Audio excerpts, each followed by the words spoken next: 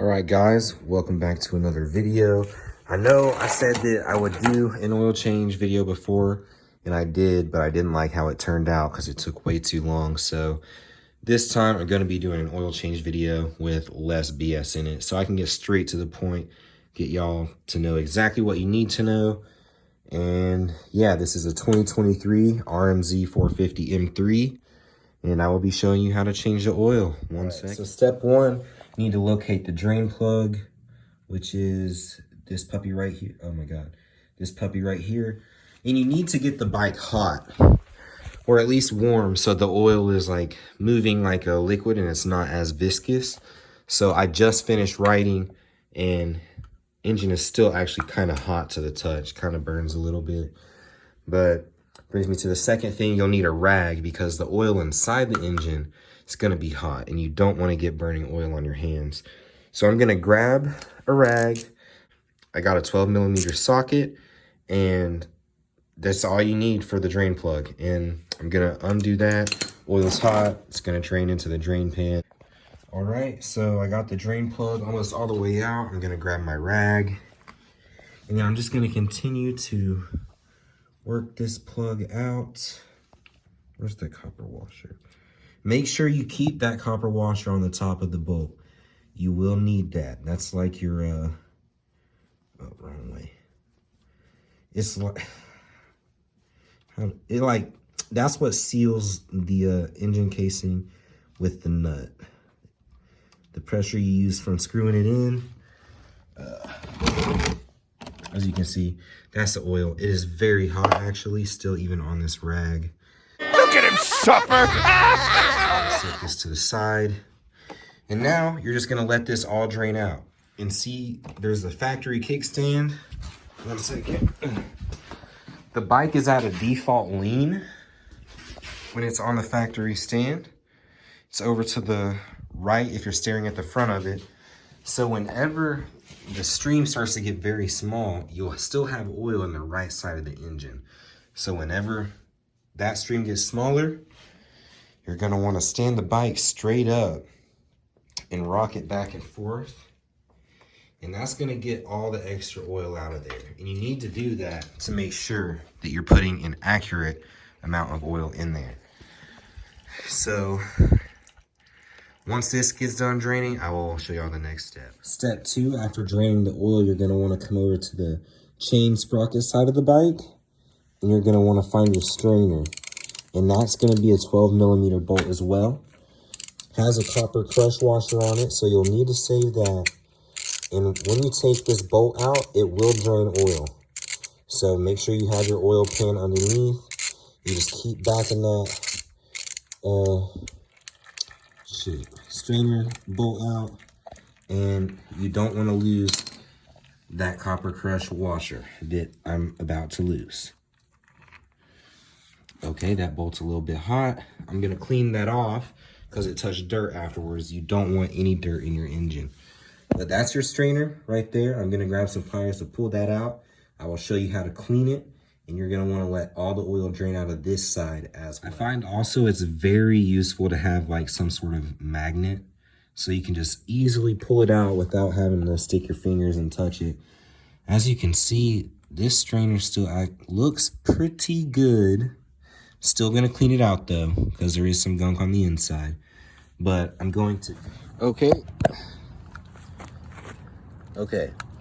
So when it comes to cleaning the strainer, I like to use PB Blaster because it's like a penetrator. It breaks up oil basically.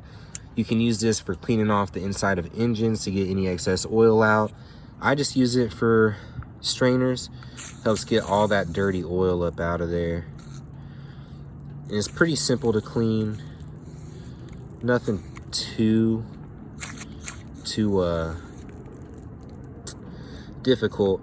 You also want to make sure you want to do this in a well-ventilated area, because this PB Blaster does not smell good at all. And it probably will not do you any good breathing it in. So I just like to clean out the strainer as best as I can. Try to get all that old gunk up out of there.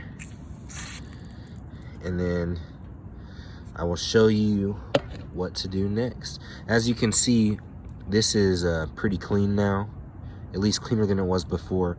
I'm probably gonna get a new one soon, a pack of new ones, but this is what I do for now. So just clean out your strainer. You don't want any thick oil sludge pieces going up into your engine. It'll cause all kinds of havoc. I would also recommend letting this dry for a little bit, probably because you don't want to get PB Blaster mixed in with your engine oil, if that makes sense.